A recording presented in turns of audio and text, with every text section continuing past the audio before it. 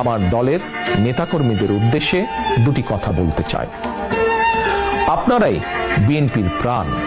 শত নির্যাতন, নিপীড়ন, হামলা, মামলা, হয়রানির শিকার হয়েও আপনারা জাতীয়তাবাদের আদর্শ বিচ্যুত হননি।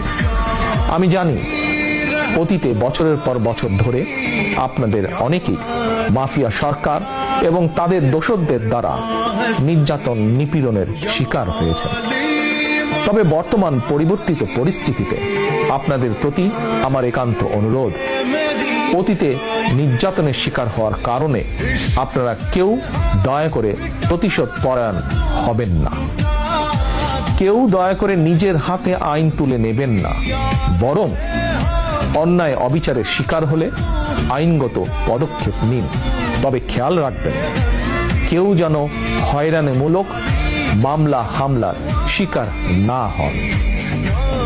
আপনাদের প্রতি আমার স্পষ্ট বার্তা, শক্তি কিংবা ভয় দেখিয়ে নয়, বরং ইনসাফ এবং উদারতা দিয়ে মানুষের মনকে জয় করুন, জনগণের ভালোবাসা অর্জন করুন।